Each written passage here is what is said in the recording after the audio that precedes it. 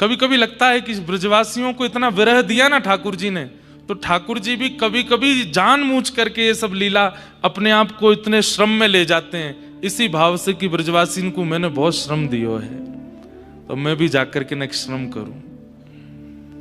हमें तो यही लगता है, अनेक भाव हैं, शास्त्रीय भाव हैं, पर मन का भाव लगता है कि वहां जगन्नाथपुरी में भी, द्वारिका में भी और यहां बद्रीनाथ में भी ठाकुर जी ब्रजवासियों को जो ताप दिए हैं ना, उस ताप के समन्वय के लिए स्वयं भी ताप ले रहे हैं, स्वयं भी तप कर रहे हैं। बहुत प्रेम करते हैं ठाकुर जी ब्रजवासियों से। ऐसे श्री बद्री विशाल भगवान, उनको हम बारंबार प्रणाम करते हैं। भगवान तप पूर्ण करके जा चुके थे यहां से, तब देवताओं ने प्रार्थना की, बोले नाथ आपके उस तप स्वरूप को यहां विराजमान होना चाहिए, ताकि कालांतर में भी लोग आपका दर्शन कर सकें, और ठीक उसी स्थान पर विराजमान होना चाहिए जहां आप बैठे थे। तब भगवान बोले अब हमको अपना प्रचार प्रसार इतना नहीं करना है। तब सारे देवता गए महादेव के पास, महादेव से जाके बोले आप कोई योजना बनाइए जहां भगवान ने ऐसी लीला, यहां ठाकुर जी बाल लीला भी किए हैं बद्रीनाथ में, पहले एक दिन सुनाई थी ना मैंने, छोटे से लाला बन के आए, पार्वती जी के मन को भा गए, और पार्वती जी ने जाके गर्भगृह में विराजमान, वो बाल लीला जहां हुई वो स्थान भी है। चरण पादुका पर जब आप जाएंगे, चरण पहाड़ी पर, तो ऊपर नहीं जाना, वहीं नीचे ही आगे जाएंगे तो वहां जहां ऋषि गंगा, चरण पहाड़ी से जो गंगा आ रही है वो ऋषि गंगा है, ऋषि गंगा पार करते उस तरफ वहां ठाकुर जी की बाल लीला स्थली भी है, जहां ठाकुर जी ने बाल लीला की पार्वती जी के साथ। हम तो बहुत सूक्ष्म सुनाते हैं, पर उसका विस्तृत भी है, खूब लीला की। पार्वती जी को नंदरानी यशोदा और कौशल्या मैया जैसा सुख दिया ठाकुर जी ने यहां पर, क्योंकि ये क्षेत्र तो केदारनाथ भगवान का ही है। ठाकुर जी तो हट करके जबरदस्ती बैठ गए यहां पे। तो सब देवता बोले कि यहां आपका एक स्वरूप विराजमान हो, जिसकी हम भी आराधना करें, और कालांतर में संसार के लोग भी दर्शन करके उससे धन्य हो, कृतार्थ हो। तो भगवान बोले अब हम तो नहीं करेंगे कुछ, आप लोग योजना बनाओ। तो देवता महादेव के पास गए। महादेव बोले ऐसे नहीं करेंगे कि कुछ भी बस स्थान प्रकट कर दिया, प्रामाणिक रूप से एक आचार्य रूप धारण करके हम आएंगे और तब यहां बद्री विशाल भगवान को स्थापित करेंगे। तब शंकरम शंकराचार्यम, वही शंकर, वही शिव आद्य गुरु शंकराचार्य के रूप में प्रकट हुए। और आद्य गुरु शंकराचार्य के रूप में दक्षिण में प्रकट होकर के 11 वर्ष की उम्र में, 11 वर्ष की आयु में वेद वेदांतों के प्रमाणों के अनुसार खोजते हुए बद्रीनाथ आए। और यहां आकर के तप्त कुंड के पास में, तप्त कुंड में ही स्थान है या बगल में कोई स्थान है, वहां कुंड से ठाकुर जी के श्री विग्रह को, जो तप की मुद्रा में ठाकुर जी बैठे हैं, दोनों भुजाएं ऐसे हैं, जटाएं हैं, मुखमंडल का दर्शन प्रकट रूप से नहीं है। उसमें भी शंकराचार्य भगवान कहते हैं कि भगवान की सामान्य लीला में मुख दर्शन इतना आकर्षक होता है कि व्यक्ति बावला हो जाता है देख के, तो तप का दर्शन अगर आप कर लेंगे तो मृत्यु ही हो जाएगी। इसलिए ठाकुर जी के मुखमंडल का प्रकट दर्शन नहीं होता, श्री विग्रह दिखता है बस। सुबह सुबह उसका दर्शन होता है, कैसी भुजाएं हैं, कैसे चरण हैं, कैसी जटाएं हैं, कैसा वक्ष है। तब आद्य गुरु शंकराचार्य भगवान ने यहां पर ठाकुर जी को विराजमान किया, और विराजमान करके फिर ज्योतिर्मठ, जोशी मठ, वहां पर अपना मठ स्थापित करके पूरे विश्व को बद्रीनाथ और यहां के विषय में बताया। तो यहां पर महादेव ने ही स्थापना की है श्री बद्री विशाल भगवान की, शंकराचार्य भगवान के रूप में। ऐसे अद्भुत बद्रिक आश्रम को हम प्रणाम करते हैं। कितनी बात बता, हमको तो आती रहती है कोई ना कोई बातें। स्वर्ग का मार्ग भी यही है। अच्छा, आज सुबह एक भावना चित्त में आई, स्वर्ग का रास्ता, यहीं से पांडव लोग गए थे स्वर्गारोहण को। स्वर्ग का रास्ता तो यह है, पर वैकुंठ का रास्ता, वैकुंठ का रास्ता कहां है बताओ, किसी को पता है? वैकुंठ का रास्ता शरीर, ये शरीर ही वैकुंठ दिलाता है। ये 4 पहिया गाड़ी होती है, वही ले जाती है कहीं ना कहीं। ऐसे ये 4 पहिया हैं हमारे, 2 हाथ 2 पैर, ये 2 आंखें, ये 2 हेडलाइटें हमारी। ये पेट्रोल डालने वाला जो टैंक होता है वो ये रहा, मुंह यहीं से जाता है सब। पेट जो है टैंक है, कोई गाड़ी की 50 लीटर होती है, कई 60 लीटर, कोई 80-90 लीटर, ऐसे हम सबके भी लीटर बने हुए हैं। कोई 2 रोटी, कोई 4 रोटी, कईयों के तो महाराज 18-18 रोटी चल जाती हैं, कई तो नाप के पाते हैं, इतनी चाहिए। आजकल तो ऐसे बच्चे नहीं है, पर हमने देखे हैं ऐसे भी, कब खिला दो। ऐसे ऐसे जीव हैं महाराज संसार में, भोजन का नाम ले दो और उनको भूख लगाती है। हमारे परिकर में भी हैं 2-4 ऐसे। यहां पे नहीं है, इधर मत देखना कहीं, वो आए नहीं है। क्यों नहीं आए? कोई बद्रीनाथ में भोजन मिलेगा ही नहीं। कम खाना होता है ना यहाँ पे। तो ये शरीर गाड़ी है, स्वर्ग का रास्ता। लोग बात कहते हैं, मेरे को फोन पे भी अभी बात कर रहे, बोले वहां तो स्वर्ग की सीढ़ियां दिखाई देती हैं। मैंने हाँ, आपने देखी? नहीं, मैंने वैकुंठ की देखी। अरे वैकुंठ की देखी आए? मैं स्वर्ग वाली से तो फिर भी उतर के आना पड़ता है कभी ना कभी, छिन्ने पुण्य मर्त लोकम विसंति। पर वैकुंठ की सीढ़ी देखने वाला, वैकुंठ जाने वाला दोबारा लौट के नहीं आता।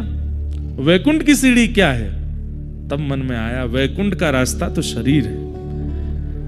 इन आंखों का आश्रय लेकर के, इन कानों का आश्रय लेके, मुख का आश्रय लेके, हाथ का आश्रय लेके, चरणों का आश्रय लेके, मन का आश्रय लेके, बुद्धि का आश्रय लेके, हमारे भीतर की जीवात्मा इस देह का आश्रय लेती है, तभी उसको वैकुंठ मिलता है। वैकुंठ का रास्ता शरीर है। उद्धव को अपने समीप बैठा करके भगवान ज्ञान उपदेश कर रहे हैं, और उद्धव को भगवान कहते हैं भैरवी।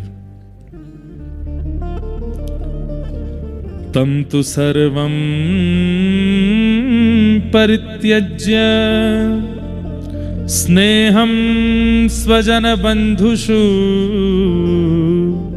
मय्यावेशय मनः सम्यक् समदृक् विचरस्वगान्। उद्धव को भगवान आज्ञा कहते हैं। आज्ञा होती है कि भाई संसार के विषयों का त्याग करो, संसार के विषयों का त्याग करो, संसार के संबंधों का त्याग करो। पर यहां पर ठाकुर जी ने एक विशिष्ट शब्द का प्रयोग किया, स्नेहम, स्नेह का परित्याग करो। भले ही पत्नी का त्याग ना करना पड़े, बच्चों का त्याग ना करना पड़े, कुल खानदान संपत्ति का त्याग ना करना पड़े, संसार की प्रवृत्ति का त्याग ना करना पड़े, पर इस संसार में जो आपका स्नेह है, अत्यंत आसक्ति है, उसका त्याग करो, उसका त्याग करो। स्नेह का त्याग। बंधुओं, ये जो हम कल से यहां प्रवचन सुन रहे हैं ना, मुझे पढ़ते पढ़ते इतना आनंद होता है, इतना रोमांच हो जाता है चित्त में। क्यों? क्योंकि ये बातें स्वयं श्री कृष्ण बोल रहे हैं, स्वयं ठाकुर जी बोल रहे हैं। वेद व्यास जी बोल रहे हो, शुकाचार्य जी बोल रहे हो, आचार्य चरण बोल रहे हो, तब भी हमको आनंद होता है। पर जब स्वयं भगवान बोल रहे हैं तो एक प्रकार से प्रमाणित हो जाता है कि भाई स्वयं ठाकुर जी बोल रहे हैं, तो इस बात को तो मानना है। ठाकुर जी यहां पर स्नेह के परित्याग की बात कह रहे हैं कि स्नेह का त्याग करो, सबके प्रति जो तुम्हारी आसक्ति है उसका त्याग करो।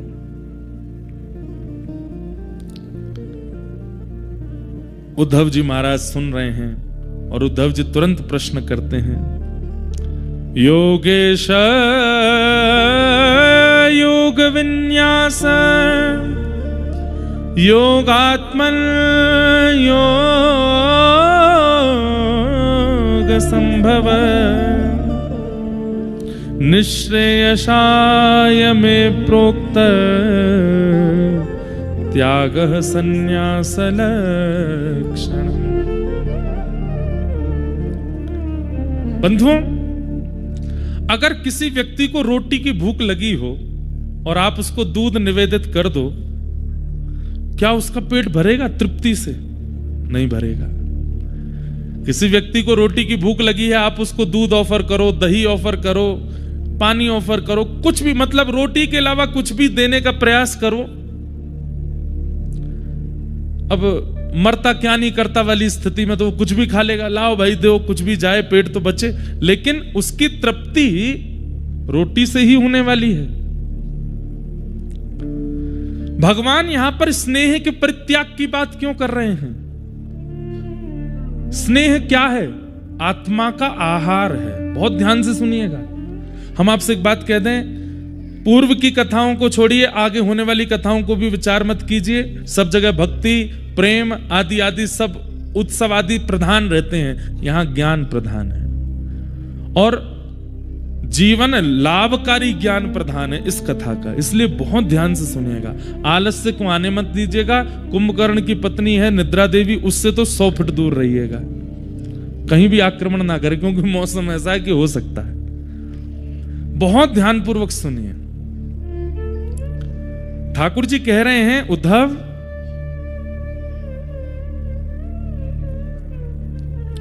व्यक्ति की भूख रोटी मिटा सकती है, दूध नहीं, दही नहीं, अन्य अन्य सामग्री नहीं। पर हम अपनी आत्मा के साथ क्या करते हैं? आत्मा का आहार है स्नेह, और वो स्नेह के रूप में हम वो सब ही दे रहे हैं। मतलब उसको दूध ही पिलाते हैं। आत्मा कहती है मैं भूखी हूं, हम उसको दूध पिलाते हैं। दूध किस रूप में?